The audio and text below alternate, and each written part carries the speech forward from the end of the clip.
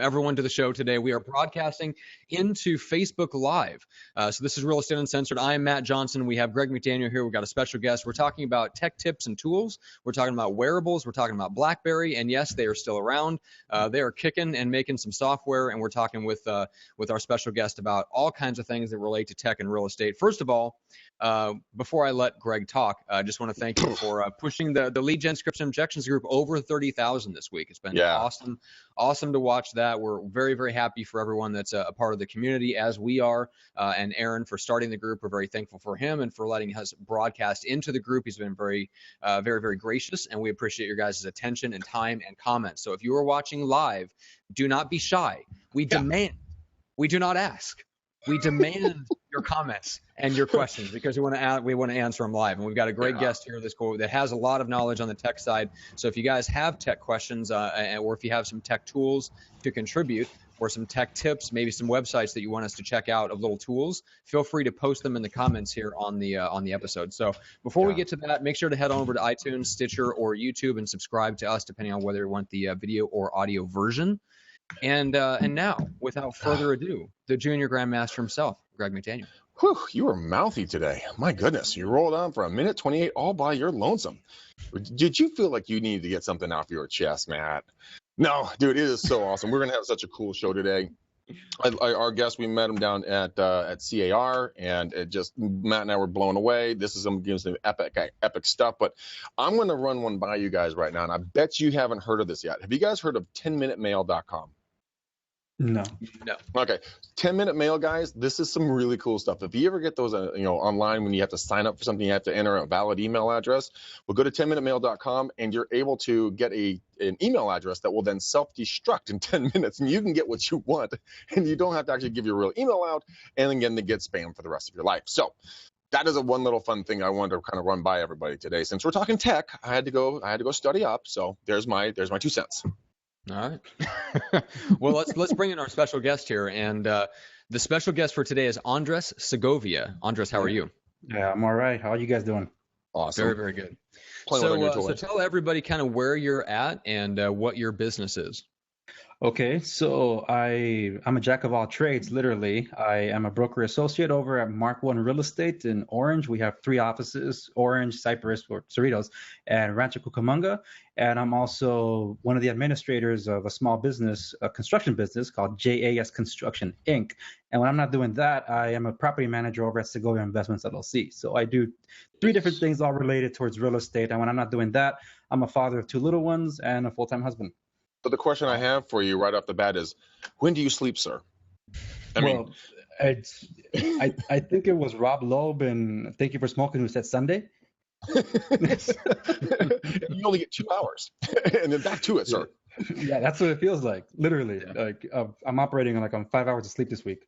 But you know what? I actually know the neighborhoods that you work in. I was in another company that was kind of my territory, so I got to know a lot of those neighborhoods down there.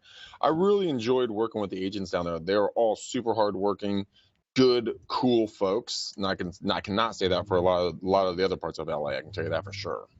Oh, no, I agree with you. Oh, my Lord. Like those San Diego agents right where Matt is. Ooh. Yeah, all right. Pipe down over there, guys. We all know that 90% of the agents don't do the work. They're, at least out of the licensed ones. They're licensed in name only, right? Well, yeah, but Matt, you and I talked about this before. I mean, even you and I we always are joking around at the fact that we're like, these other agents, blah, blah, blah. But we're sitting there because, when you point at somebody, you got 3 other fingers pointing back. And I'm like, right. I yell at people to do stuff, but I'm like, damn it, I am just as guilty of not doing that stuff. I was sitting down yesterday thinking about what content I wanted to kind of start putting out there a little bit more, because you've been getting on me about not going live by myself into the group. Which by the way, I'm going live into the group tomorrow with Brinley Tucker. We're talking about is it tomorrow or next week? Maybe it's next Thursday. Nice. But yeah. So we're gonna go live into the group. But I'm doing that more and more often, or I will be starting to do it, just little short 10-15 minute bursts with people that I know. But anyway, I was sitting down to think about what marketing content would be helpful to the people in the group to help them support the lead gen efforts and combat objections and head them off before they become an issue. Mm-hmm. And I was sitting down there just writing down the things that I could talk about. And then I'm like, should probably apply this to my own business. And that would to apply to my own business. That would also be good. I'm like, oh crap, I got so much work to do. So anyway, but let's dive in, Andres, a little bit. And just tell us real quick, what's maybe your favorite tech tool or little app that you're using right now to make your life easier and help you do your various businesses in real estate a little bit more effectively? Well, I'd probably go with a tech tool, even though I still feel it's a little early for what it is, and that's a wearable. That's definitely a wearable, because especially when you're dealing with so many different subjects, you gotta sometimes filter out which email is worth checking and which one's worth ignoring, and sometimes you can't do that. There was always that moment where you have to gravitate towards your phone and you're not paying attention to what you're doing. And if you're driving, you got to drive. So, and in LA, oh my goodness, you never know when someone's going to dart in front of you when you're in traffic in a street or in a freeway. So 2 years ago now, I actually bought my first smartwatch, and it was a Pebble. As a matter of fact, I brought a roster of them here. So it doesn't look like much, but this one is the original Pebble Steel. And like Batman used to wear that. Oh no, he still does. That's a bat watch. Well, yeah, I definitely use Pebble mainly because it powers me for like 7 days on a single battery charge. Wow. And it's not meant to be just tethered to your phone. That's the one downside about the one I'm wearing right now, which is a Android Wear watch. They're all basically the same, just different manufacturers. And then the other guilty party is the Apple Watch. This is my wife's. I told her I'll borrow it for the show. So those two are basically ones that rely on the phone, and I don't like that. So the Pebble, what I love about it, besides being water resistant and very durable and lengthy, you can't respond via voice to it, but hey, it acts as a second screen. You can glance to see what you got to look at, and you got to respond to it. Okay, pull over if you're driving, or if you're sitting down like I am at a desk, and just pick up your phone and make that phone call, check that email, respond to it, whatever it might be. This thing saved me when I was dealing with a very headache, textbook worst case scenario short sale 2 years ago, where 2 escrow officers, the same office, were replaced, where the seller sued the tenants, and the tenants weren't cooperating. The bank didn't want to do the short sale, and it just it was my first short sale too. Like, my goodness, this is why I didn't want to do it. But I dragged everybody. We closed the deal, and thank God that was over and done with. But I don't forget it. What happened with the wearable? Why did that help you save the deal? It helped me save the deal because being as a thing that was changing all the time and doing my other 2 tasks, my other hats that I wear, right? I have to keep all my emails and contacts and messages in line. So in a high tense situation, any vibration or any notification or a blinking light on my phone, it was like anxiety. I had to look at it, and even when I was driving. But it's kind of like that Blackberry light back in the days when you had a Blackberry. Oh, the light's blinking. I got to check it. It's like, but it's probably just a spam mail. Doesn't matter. Yeah, the phone's calling me. So it became that way with the phone I was using. So when I bought the watch, like every little moment my watch would vibrate. I'm like, oh, I don't have to worry about it. It's okay. It's like, oh, all right, that can wait. And then when it finally came through, it's like, escrow needs to respond. All right, let me go yell at them. It's at least I knew when. At least I could be a little more calm and avoid some road rage, because driving a Covina from Orange, I don't like driving that way anymore. It's one of the most traumatic drives I have. Like, oh, I hate that place. And the funny part is that if you're driving on the 57 North heading to the 10 intersection, to the left is the nightmare, and to the right's the dream, because to the right side's where I got married. I got married at a restaurant in a mountain. So it's a great contrast. Yeah. And I'm sure your wife is watching the show, right? Yes. She told me she was going to watch it. But you know what? So interesting, really quick. I posted a link to Pebble's website into the chat here for anyone who is interested in taking a look at the Pebble watch. Help me understand why you don't like being tied to a certain device. I mean, walk me down that a little bit.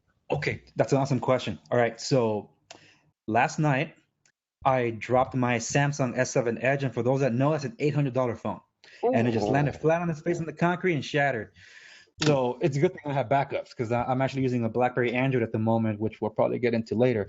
Okay, so with that phone, I'm using Samsung's Wearable, which is the Gear. This is the sport version, and it only has this one band, so that's why it's like sticks like this. They have another one where it's a little pricier and it's a leather band. But anyway, this is an excellent device that I pair up to my phone, because just like Apple, you can do like contactless payments when you go to like a checkout terminal. And I actually do like this wearable a lot more than like the Android Wear and the Apple Watch. The downside is, though, if you try to move it to, say, I put my SIM card on my other phone and I try to pair it to my other phone, I have to wipe everything on this watch and reset it all over again. Oh, screw that. And unfortunately, the same story with the Android Wear watch. Like, man. These guys, on the other hand, Pebble, it's because, well, we don't have to use the 10-minute mail thing for this, because you're going to want to keep your account.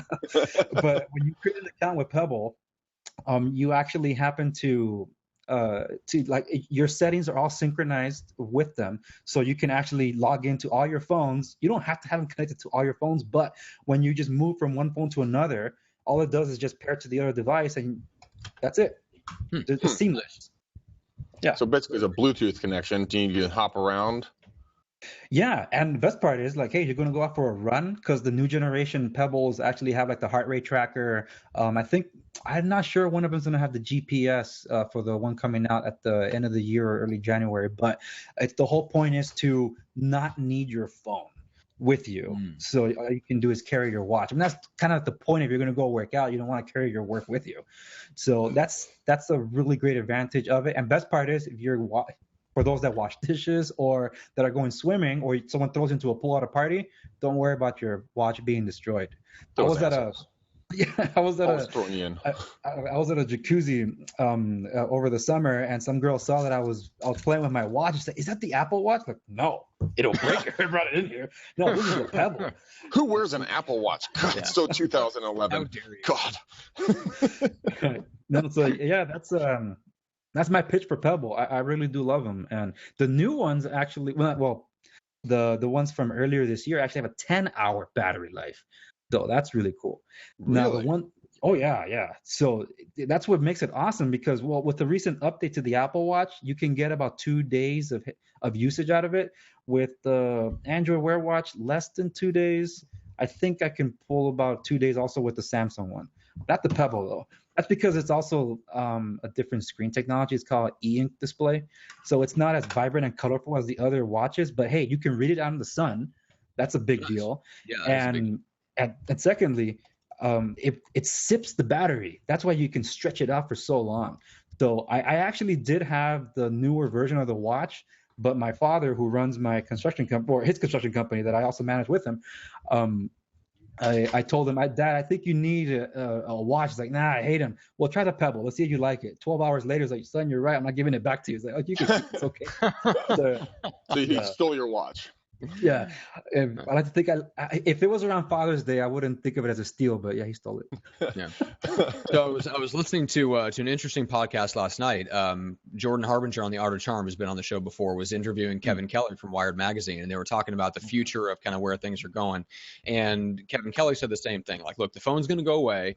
Now, his perspective on it wasn't just the watch, although I'm sure that's part of it. It's the glasses are the next thing, because then you can have a heads-up, like, augmented reality display right in your glasses, and it can bring up all of the, essentially everything that the cloud knows about somebody can be accessed directly through your heads-up display on these glasses, so that you can ask them the right questions. It will help you, awesome. communicate better. It will give you the right information about that person at the right time, so you can develop rapport and all this stuff. It's super interesting.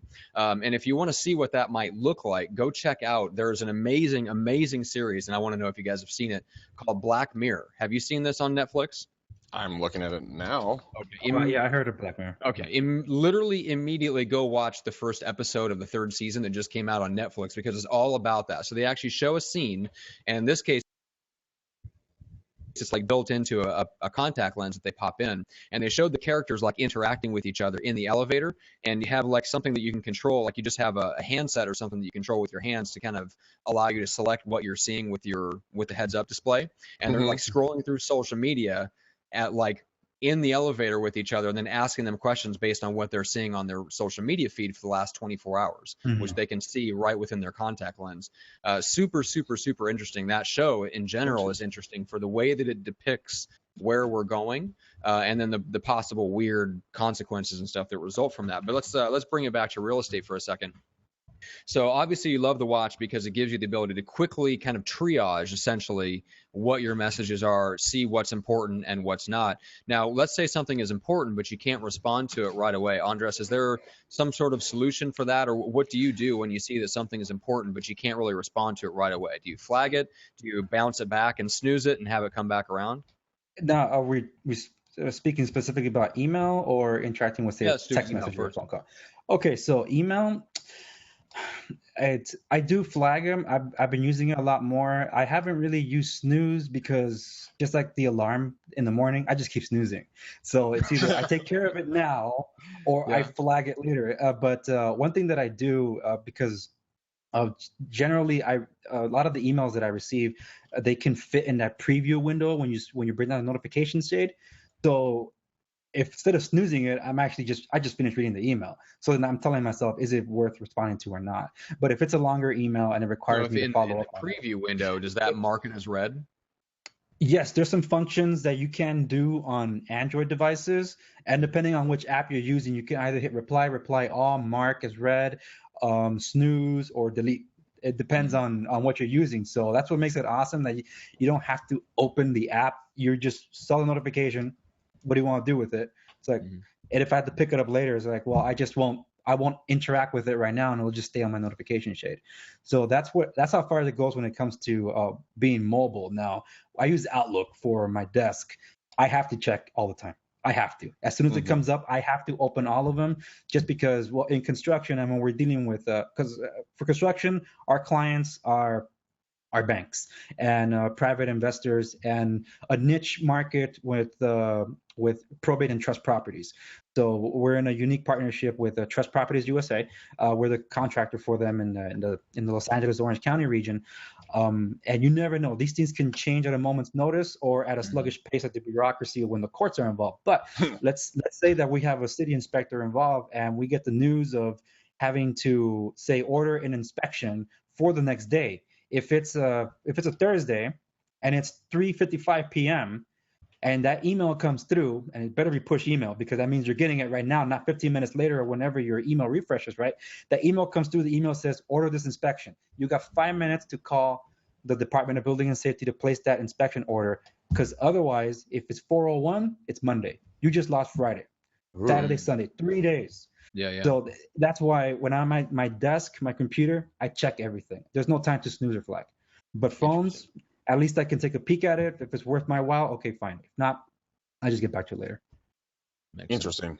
And I've looked at a lot of the stuff when it comes to wearables. I know that Snapchat just came out with their glasses for about $300. They can record a full day on snaps right here from the lenses area. And I'm kind of interested. Came out with those already? Yeah, they're out. They're doing beta runs. It costs about $300. They're bright yellow, and then on one side they have a lens. The other side they have a blinking light to let people know that they're recording. Yeah. So it's not just like, hey, I'm staring at you awkwardly and I'm filming you. No. It's that they actually have a little warning thing on there. But one charge can last a full day. I mean, when it comes down to those whole glasses, I know that in reality, those contacts, Matt, you're referring to, I know that several of the very large photography companies have already laid patents out there for contacts that can record. They learn your blinking pattern. They auto correct on focus, and you can tap them and turn them on and turn them off as you'd like. So that is definitely, those are real world products that are coming out, and I think that and correct me, guys, I think that's going to radically transform how we show properties, because I mean, one, we're going to have, AR, AI, AR.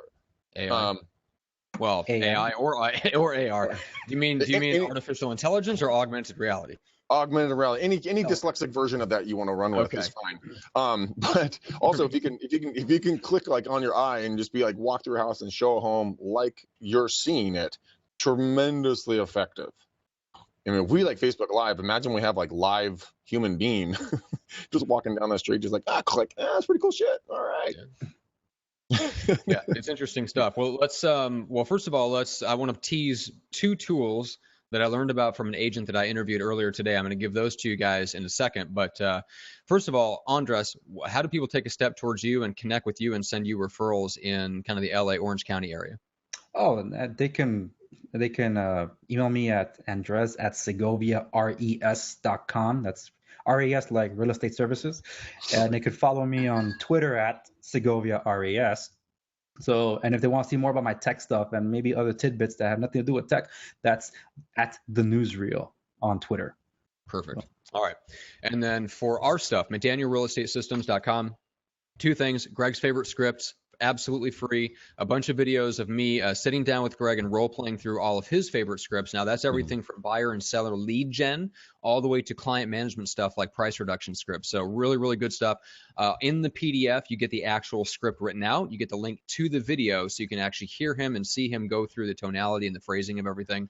And then the other thing that's available on the site is our high-tech, high-touch farming, which is where I sat down with Greg and I squeezed his brain like a ripe grapefruit, and I squeezed all the goodness out. It's about 8.5 hours or so of content where we go through everything from cold, warm to hot outbound prospecting, how to select your geo farm, demographic farm, whatever the case is, how to reach them, how to stay in touch with them, how to close the business, all the way to how you use Zillow and how to use events and all good, kinds of good stuff like that. So that's McDanielRealEstateSystems.com. You can check out both of those things. And then, Greg, you wanted to mention who do you want to shout out? Everybody. All the people who are watching right now, like William and Ryan and Amy and Rob Luck and all those people. Yeah, you guys are absolutely awesome human beings, first off. But I mean, I want to give a quick shout out. God dang it, where do they all go? Calendar. I was just messing around over on this side, but there it is. Okay, so we are booked out the McDaniel Challenge, guys, and we'll explain that more at the end of the show. It's an hour to 2 hours of free coaching and training. It is over a year booked out. So if you guys are thinking about it, please get off the damn fence. We've talked about this before. Nobody likes a jackass that sits on the fence. It's painful. But let's see here. We have Art. We have Arnell. I'll go back into October here really quickly. We have Steve, we have Jenny, we have Geraldine, let's see, Freddie, Kim, Vanessa, Bob, Robert, Jay, Arthur, Dennis, and then and a second Robert. But that's just a few of you guys, but I can't even come close to thanking all the folks that you guys that reach out and we talk every single day. Arne, you're always hilarious to talk with. Miss Stevie Hahn, you're amazing.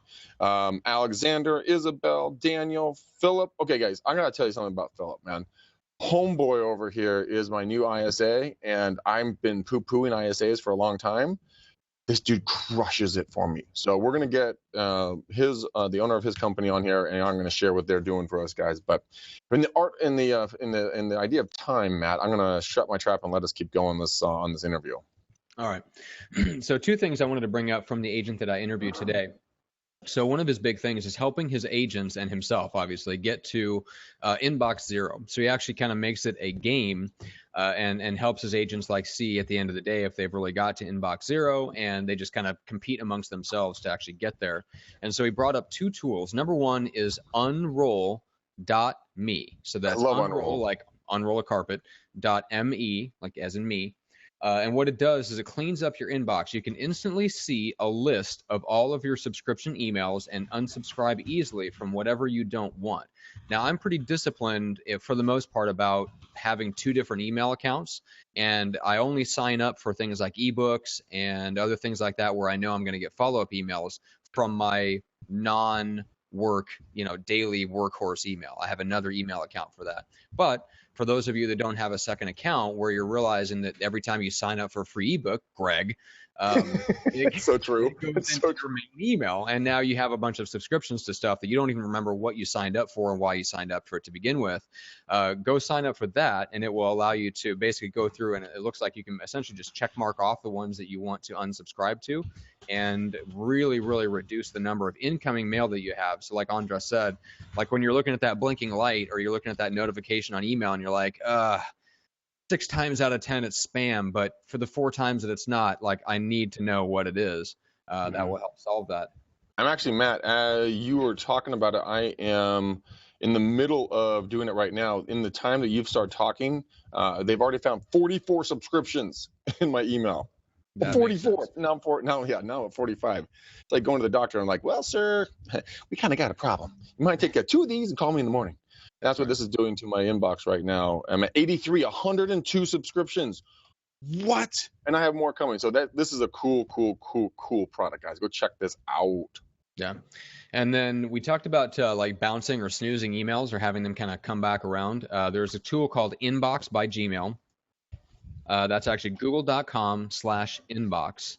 And that is a tool that this agent uses to snooze or send his email back around. You can do reminders, and there's some other things that you can do. But mainly what he was talking about was the ability just to check the email. And if it doesn't need action right now, which is something that I deal with because I'll have days where I'm back to back calls where I want to see what is going on. I want to read the email, but I cannot act on it right then. I can't take the break.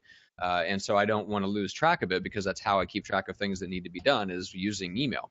So that's a tool that you can use to check the email and then snooze it, have it come back or essentially boomerang around and pop back up as an unread email when you want it to. That's amazing. Yeah. I am writing these down as fast as possible because I'm in the middle of going to clean up my inbox. 190 subscriptions I have gotten myself into. Mm-hmm. This is the reason what not to do, ladies and gentlemen. Do not do this. Yes, exactly. All right, so Andres, back to you. What are some of your other kind of tech tools and tips that you use for real estate to keep yourself on track? Okay, so, this one seems like you guys can't really see it, so I'm gonna move my microphone over.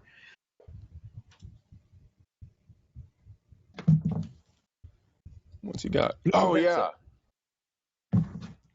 But it hides in the collar. And when I met you guys, I doubt any of you guys saw it. That was the whole point where I didn't want anybody to see what I was wearing because I was wearing a suit. So it hides discreetly under my collared shirts and stuff like that. Especially you're in a rough area, like sometimes I have to be.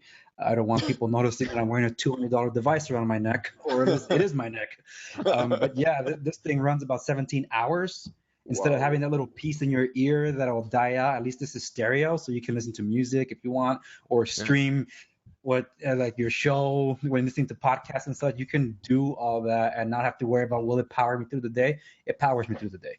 So that's what I use in terms of communicating, and I pair it to multiple phones. It's not just one, so that works out great. But for my which brand was that one? Well, this one's the LG Tone. They have. Yeah, they have it's their lineup. They start from $50 and they can go as high as like $200. I got the $200 one on special for $170, so I couldn't say no. But yeah, this is actually my second pair. I bought mine almost 2 years ago when I was done with that short sale, and I said I'm gonna reward myself, and I thought something small. So I picked out one of those, and I loved it, and it lasted me nearly 2 years. But the reason it didn't was because my 7-month-old thought it'd be fun to just yank one side. I'm like, great, you ruined it. It's a retractable wire, so it has a little knob on the side or a button you press and it just tracks it back in. So he didn't know it doesn't go all the way out like that. So nice. Anyway, that's what I use for Bluetooth. But for my daily drivers, I'm not a tablet guy, but yes, I have an iPad. I have an iPad because I needed a device that has LTE, not just Wi-Fi. So it worked out well for me when I went to a coaching conference in Plano, Texas earlier this year. So while I was out there, I had my Surface Pro 3. So that's what I use as my mobile production tool. Because honestly, I have an iPad Pro, the smaller version, the regular size, I suppose. It's not productive for me. It isn't, but for what it can do, it works great. And I have the egregiously overpriced Apple Pencil for $100. But the stupid thing about this, okay, this is where I'm going to get this out of the way. Pencil? The Apple Pencil.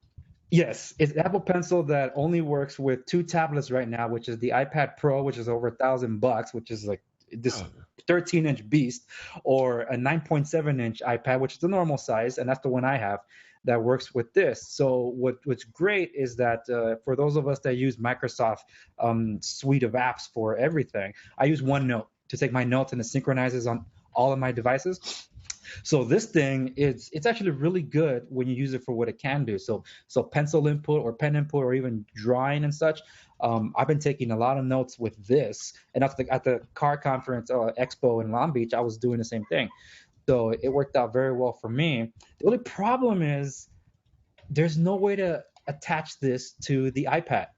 So how do you keep track of it? Oh, God. That's the stupidest invention ever. They weren't kidding about a pencil because there really isn't a way to connect it. Now, the only connection that it does have is this little port out here that's meant to stick to the bottom of your iPad to charge it. Like, okay, so if it breaks inside the iPad, you just broke the charging port and the stupid pencil. So that's why it's overpriced. Now, I have but the reason I use that one more than my Surface Pro 3, because Surface Pro 3, which I actually have here, let me drag it over here. Now, Greg, do you even have to use like stuff on the go, or do you pretty much just have Eileen the steel trap for all this stuff? I have a steel trap. Her new nickname is Google. So this tablet is actually my laptop replacement. Up until I started doing more of my YouTube channel for tech, this was actually my desktop where I could, because you could pair it to 4 different monitors. Wait, what's that called again? The Surface Pro. Oh, those things are massive, aren't they? Like they're like a full like screen, or no? Oh yeah. Well, they're like a 12.5-inch display. This is the 3rd generation model. Okay. They're under 4th, and just today they unveiled what it's called Surface Studio. But if you really want to go all out, it's called the Surface Hub. It costs like $15,000. 15,000? Yeah. Do you have to climb in? Do you have to be lowered in by a crane? Maybe that thing is bigger than the wall behind me, so that it's huge. It's meant for conferencing. It's been long delayed, but I finally got to see it last week. Finally, I went to the Microsoft store in Costa Mesa and I checked it out. Now, for some reason, it was supposed to be here on my desk. This thing has what's most famous for. It's called Surface Pen. So it's magnetic, so it attaches to the side of the tablet. So that's where it has the iPad Beat, but there's no LTE on this. That's why I carry the iPad. Because the iPad, for those that don't know, and I think this is really big, it's kind of like a segue into what carriers are, like Verizon, AT&T, Sprint, and all that. For those that don't know, if you have a iPhone 6 and above, like 6, S6 or 7s, if you have iPad Pro LTE, you don't have to buy a different iPad that belongs, I got to buy a Verizon iPad to use it over there. No, if your iPad's unlocked, it has all the bands to work on any network. So really? I bought a Verizon iPad, but I can use it anywhere I want. That's interesting. I have a iPad 3, which honestly the thing drives me nuts. I never take that thing anywhere with me. Right. I mean, I don't know. I mean, it's 3 or 4 years old or more at this point. So I mean, it's basically a dinosaur. But I mean, is the iPad Pro the new one? Is I mean, Aaron Wittenstein has one, and he's always lugging that thing everywhere. He lives on that. Would you recommend upgrading to a new one so that, because I have an iPhone 6 Plus, a new one? I mean, then can they talk and sync and everything else together? Well, yeah, because you use iCloud, then everything's going to appear there. But the real question is, what do you do on the iPad that the phone can't service? Because that's my gripe with the iPad. It literally is a giant iPhone, because it. There's no extra functionality. You can't do anything else with it. It's like, okay, take advantage of that screen real estate. Lo and behold, they introduced split screen. Yeah, Microsoft's been doing that for 2 years or 3 on their Windows 8. But the thing is, when I went out representing a buyer for the summer, some of the real estate centric applications, and that's my beef with the real estate industry, they tailor more to Apple products.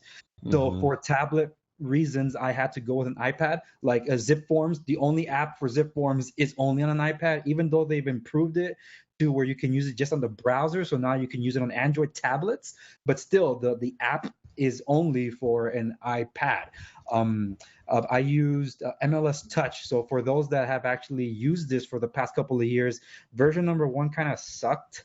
So when they launched the refreshed version 2.0 this year, it was really awesome. So when I was going to all my my stops with my buyers, all I had to do was just type in the MLS numbers of each of the properties, star them as my favorites, and every stop we made, it was in order of wherever I was and in proximity to my GPS, right? So whenever I pulled it up, I had all the specs of the house, who the agent was, what if there's an open house, what time the open house was, and the pictures of the property. So when we got there, I'm looking at it to the pictures and we're comparing. Is this what the house looks like? And most of the time, yeah, it did.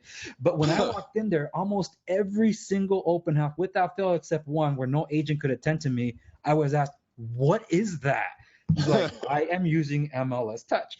And it's like, well, what is that app? Well, if you're a PWR member like I am, it's part of your association access benefits, because the app does cost money, and in this case it was part of my benefits, so I can use MLS Touch. But it's such a streamlined way to actually browse the entire MLS. One of my favorite features of it, let's say I had there's a property that was not on my list. And my friend asked me, "Hey, what about that one property over there?" Well, I don't want to go specifically type it in the address. So what I can do is find properties for sale near me. I just press the GPS button and it finds everything around me. I just zoom into whatever I'm nearest at, select the property, there it is. I did that while I was at Balboa Island. I did that in La Mirada. I did that in Whittier, just different stops where properties were not on my list. I just picked it up in about 5 seconds. And I had everything at my fingertips. Love that. Awesome, I right? was just bitching about that. I'm tired of carrying around the, effing sheets. You look like you're, still back in 1972. Right. And I mean, that's bullshit. I mean, I'm going to talk to my board or, the tech guys or something. I don't give a shit. I'm buying this thing, man. Yeah, This is epic shit right here. All right, we can close the show off. That shit's legit.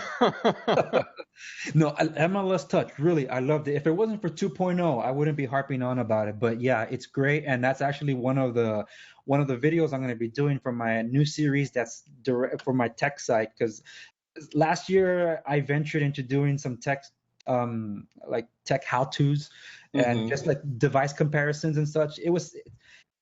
I love tech, and I love that it helps me get my job done.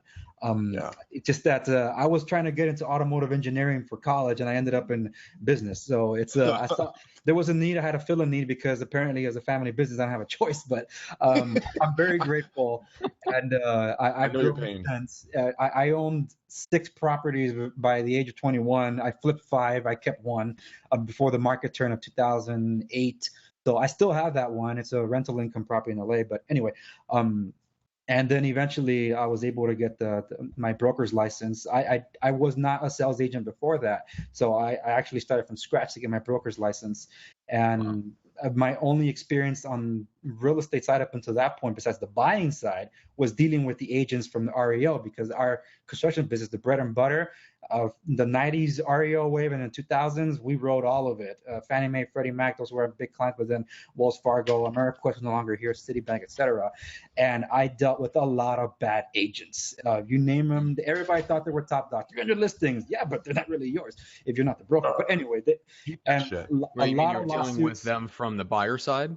No. From the REO side, where I was dealing with the properties themselves. Yes. Yeah. Because there was a lot of crazy stuff that went on. And yeah, some agents just weren't getting paid, so they had to do what they had to do to trick the bank or whatever. But a lot of them tried to put us in hot water. So I had a bad impression about real estate. So when the opportunity came for me to be a broker, which it was God destined me to be a broker. I didn't want that, and but he said I'm going to do it. So, and when I became a broker, it's like, but I don't like doing this side of real estate. It's like, well, I can be one of those agents that can be the good agents. I'm like, you know what? Sure. Then I joined Mark One. I partnered up with Mark One Real Estate.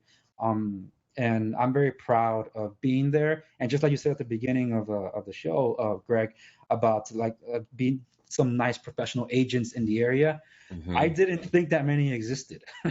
And I didn't either when I first got into the business. I only dealt with the bad ones up until that point. And when I closed my first deal, and I closed it with Mark One, the people that approached me were very happy. And then when I closed that short sale, The tenants were against me because, well, the agent's going to steal your money. There is no cash or keys for you because, of course, they had to leave in order to consummate the transaction. They can't get the money until escrow closes. I actually did a gesture of good faith and gave him $1,000 from my own money. I told him, all right, hold on to these. I'll be back for them. And it's, I'm the one with my neck on the line. And then they got their money 2 days after the promised date, but they got their money and they gave me the $1,000 back. And in tears in their eyes, they told me, we didn't know that you existed, people like you. So we're definitely going to recommend Mark 1 to all our friends and family. Like, thank you. So I'm glad I can change that. Sorry, I went off on that tangent, but no, that's awesome though. What you're talking about is that you have a passion for doing the right thing, and that's why that's what Matt and I picked up when we met you down in Long Beach. Why we thought, well, God, what a great fit for the show, because people are resonating. You know, the people that are watching the live and the people that are going to watch it on the replay, going, all right, then you know what? I like this guy. I trust this guy even more because now we have something to back it up with. Going, look, this guy's a real person. He's had trials and tribulations. He went out and dug something up. He found something that works for him. I love that story, man. Could have been a lot worse of a tangent. Usually I just talk about Matt's fat kids. I mean, that's just horrible. And I do have to mention, we got a comment from Leo Voss, who said, using your email, I was doing my unroll.me as well. 179 subscriptions found so far. What are you Lisa, up to, Greg? 190. 190. He got to beat by a little bit. Horrible. I love it. Yeah. Yeah, I think it's a pretty good. I like that unroll.me because it's a measurement of how it's either two things. You're extremely intellectually curious, or you have a serious case of shiny object syndrome. And I'm not quite sure, Greg, which one it is. I don't know. As I'm not looking at you, as I'm downloading Touch MLS, I don't know. Yeah, exactly. Shiny syndrome and what? If I could talk, it would be great. All right. So sorry to pick up where that came from. Because of doing tech, I actually did tech classes at Mark 1 for a time in our office when we were still in La Palma. The first question I got asked at the tech, my first tech class, which was supposed to be for Apple products that day, I separated between Apple, then Android, and then anything else at the time. The first question was, what is a smartphone? I'm like, oh, snap. Oh, my God. I got to go all the way back. Oh, man, our industry's on the cutting edge of technology, and a lot of us are still way back when. Now, I'm 32. I think of myself as living on the bleeding edge of technology, but I also acknowledge that a lot of the old school supposed tactics still apply today. I love face-to-face, even if face-to-face has to be like what we're doing now. But some people are camera shy. They don't do it. It's like, hey, it's okay. Just pretend they're there. If you FaceTime, you can do like an interaction, like a Skype call with a client. It's okay. Yep. I have a real estate presentation November 5th because the lady that's doing that's the owner. She lives in Mexico and she's only here 2 times out of the month. And she said, I can only meet at this time. It's like, on your time, I'll be there. And I know what her needs are going to be. She's not here. It's like, don't worry. We can definitely work with that. DocuSign, whatever it might be. Yep. But it'll be as she's here. But at any rate, so I actually decided to just mess around with recording videos online, and Blackberry is what got me noticed. All I did was I tried to be a little flashy with some editing, but then the video that generated nearly 200,000 views as of this recording is a comparison of the last generation BlackBerry 10 device, the proprietary software by BlackBerry, and then this guy, BlackBerry's first Android, which is a slide up that has a keyboard on it. So I compare both of them together, and that's the one that till this day people are still active in the comments talking about it. That put me on the map, and like, you know what, I think I could do this tech stuff. So as I started hitting stride for what I call season 3, you ask me when I sleep, I can't actually do this all the time, right? So I try to do it seasonally, like every 6 or so months. I started thinking more about tailoring a lot more classes to realtors on this platform through YouTube. So that's why when I was at CAR, I went to Tech Tuesday, and a lot of the stuff, which was great information, by the way, but at the same time, anyone that has an access to a computer and can use Google will be able to find out most of that information. So I felt kind of sad that a lot of people had to pay extra and take time out of their day to show up. So I want to be able to produce what I can when I can for people at no cost, so they can know, because a lot of us, hey, we probably have more than one job. We have kids to feed. a lot of the people that I met on the road, they're all like, oh yeah, I'm juggling jobs. The commission's not enough. Maybe it's hey, you're not working enough. It's like not about that. It's about working smarter, not harder. And technology can definitely help us with that. And that's why I'm starting to do that. And MLS Touch or Touch MLS, I'm going to be highlighting that in a series I call the real estate apps. Right now I'm doing a series called Work Smarter, Not Harder, where I'm just showing general tips for the business professional. But I'm definitely going to tailor a lot more to real estate here on out, because there's a lot of great stuff out there, including like what was mentioned, Inbox by Gmail. Yes, I did use that. I love that. It's better than Gmail itself. It's cleaner, easier to read, way easier to read. Nice. Yeah, I'm excited to give that a shot. I have that up here. Well, so one thing, so all of you guys that are listening, the MLS Touch, it is not in my area, so I'd highly recommend, if it's not in your area, guys, go get a hold of your board, get a hold of the tech board, bring this to their attention immediately.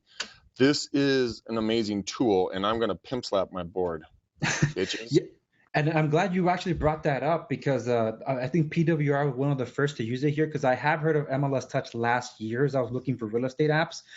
They were throughout the rest of the country. They were making their way into California. I guess they have to finalize some deals with some of these guys. Don't you mean like how they can grease palms? I believe that's what they're referring to. You know. We don't know anything about that. No, we don't take bribes. Yeah. Your check's in the mail, Matt. That's right. Well, thanks. I appreciate that. I'll keep an eye out for my 12 cents. All right, Andres, so just when you look at technology kind of coming down the pipeline to us, whether it's consumer stuff or real estate stuff, is there anything that you're really excited about? I think we reached a plateau when it comes to hardware. I'm more excited about where software is going. So with a lot of these antiquated platforms to develop software being like they're being shoved out the door to give way for other platforms. For example, in browsers, Chrome was one of the first to actually use HTML5, which makes apps like the one we're using to conference this possible. I'm more excited about software, really. And because hardware, how much more can you do to a phone? Really, it's just a rectangular slab at the end of the day. Unless you do something like Samsung and put a pen in it, so long as it doesn't explode. I had one of those phones. I replaced it, and the second one was recalled too. I was so sad. I'm still sad, but yeah. Really? Anyway, but you're not maimed, so that's a good thing. I'm not maimed. No, what really changed my mind was when my 1-year-old picked up the phone, brought it to me. It's like, oh heck no, I don't want the thing to blow up on you. I'll never forgive myself. But I am excited about the virtual reality aspect of everything. Now, drones, yeah, they've been around for some time. There's still that ethical issue, just like with the glasses. I will love to see that stuff implemented, but until then, technically, you can do some of that stuff today. Like there's something called Samsung Gear VR. If you have a Samsung phone, you can put it in this VR pack, and you can do the 3D maneuvering in an augmented reality state. Another one would be something very cheap. It starts at $15, and it's literally made out of cardboard. It's called Google Cardboard, and it's supposed to work with Apple products too. Like for example, a YouTube video that our construction company was putting up for our first 360 presentation of a renovation that we did in Lawndale. If you had Google Cardboard, you can put your phone in there and move around, and you can see it in that augmented space. But if you don't have the Google Cardboard, you can still use your phone and the gyroscope and accelerometer in there. You can still see the 360 directional on your phone. But if you're at a computer, you can use your mouse and then just still move around in that 3D or that 360 space. So I am excited to see how far it can go. A lot of software is trying to be as backwards compatible as possible, because they kind of realize that we have the specs. Let's get the software there. Because a lot of times, a lot of us hated our phones. Like, it's so powerful, so why is it so slow? Because the software was slowing it down. What's the point of putting a Ferrari engine in the Corolla? Unless it's not. It's the lighter frame. Yeah. Because that's the beauty of Apple themselves, because they control their economies of scale. Everything they build their hardware around their software, which is why it works. They don't need all the beefy specs like an Android does, because well, the manufacturers can't control the software. But at any rate, I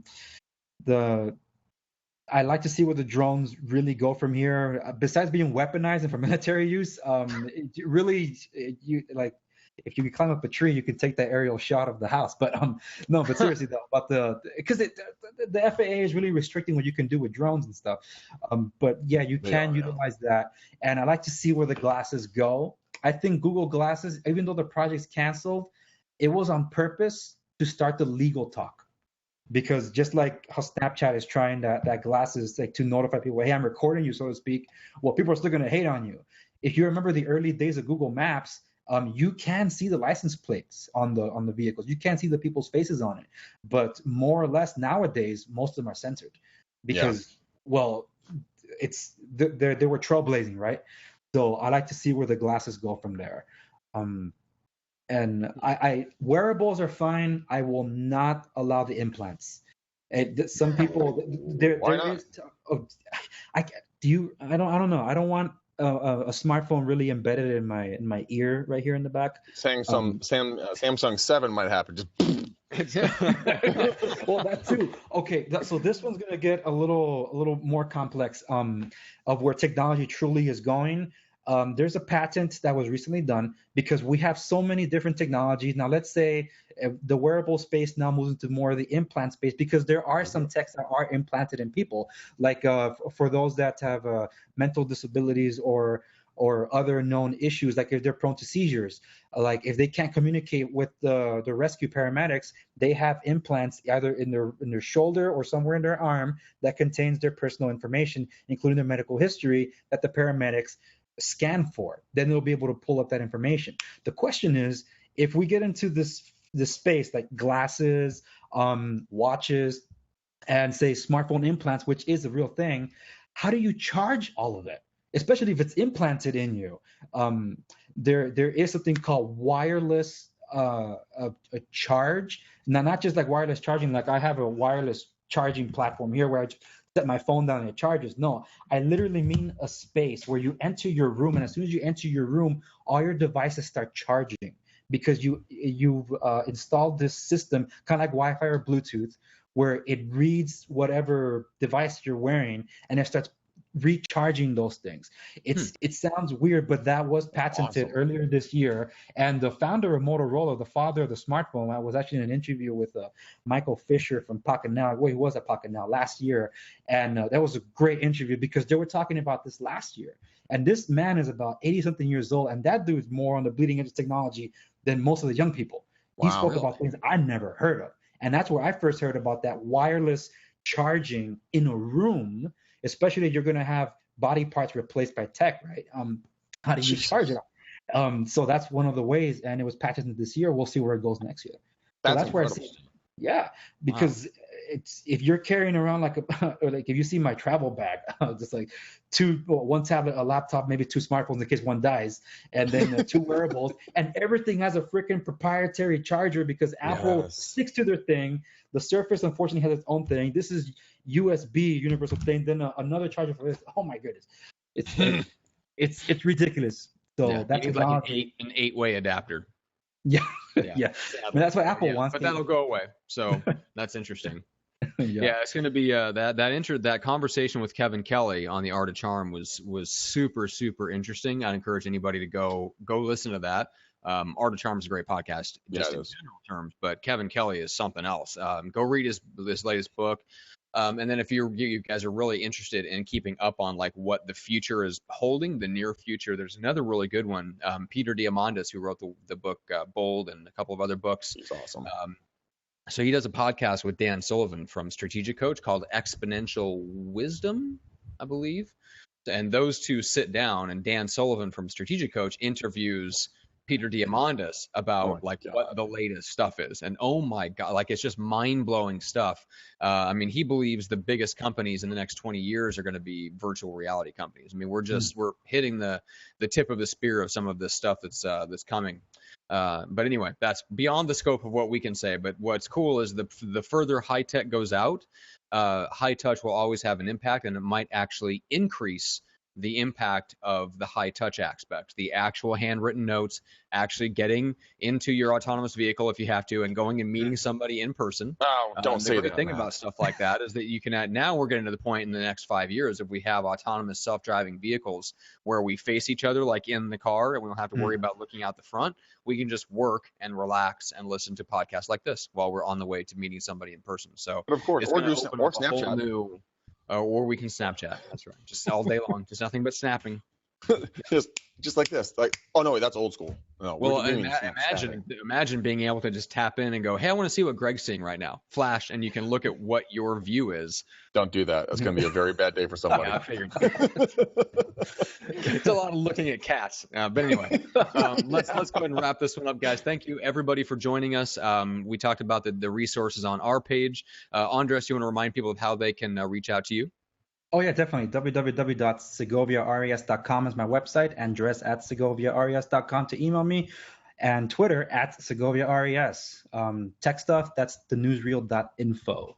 You can find out more about that stuff. And check out a video that I did on Blackberry Hub as something that probably encompasses a lot of the stuff that we talked about, including that snooze function for emails on your phone. I go over that in that video. So one thing tech-wise before we get out of here, I know Matt, you want to roll it up, but Folio, what's your opinion on Folio?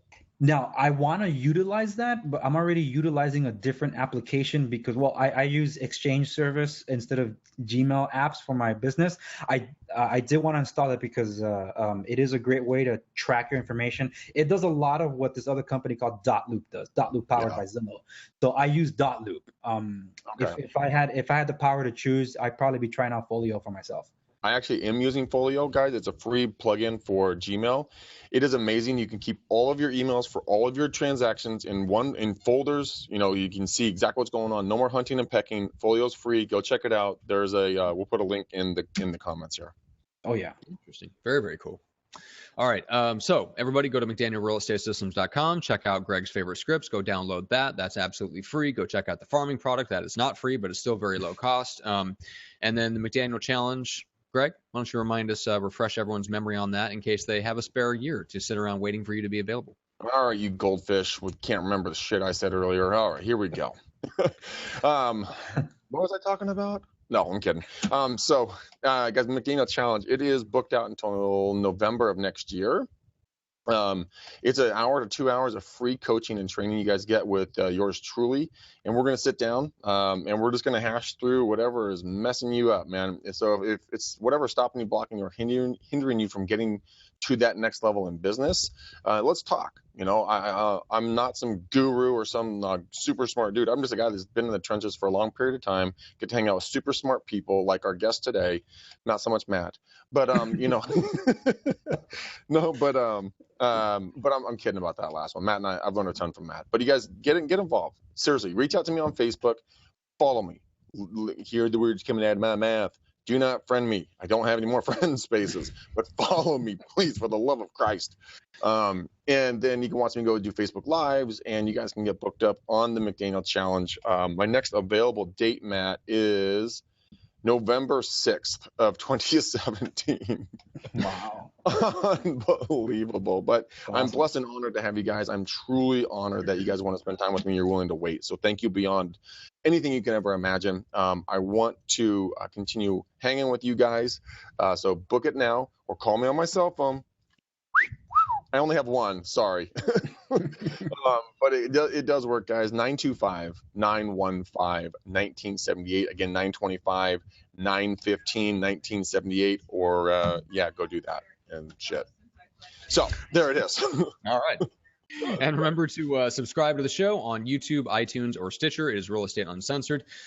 Make sure that you get the video or the audio versions, depending on which you prefer. You can find me across all platforms at Pursuing Results, pursuingresults.com. If you have any questions about podcasting or anything like that, make sure to just connect with us on Facebook and all that good stuff. Follow Greg. Follow me or friend me or whatever the case is. And everybody, thank you, Andres, so much. We appreciate you coming on the show and sharing all the, holy cow, the wealth of knowledge that you have about technology and the cool stuff that's coming down the pipe for us. And everybody else, thanks so much for watching. We appreciate you joining us for all the various live broadcasts. We're going to be doing more of this. And so if you like this, let us know, because we want to know if you enjoy us broadcasting straight into the lead gen scripts and objections group. If you like watching it on Facebook, just let us know. Leave a comment. Let us know that we're on the right track. So again, guys, appreciate it, and we will see you on the next one. See you guys. Thanks a lot.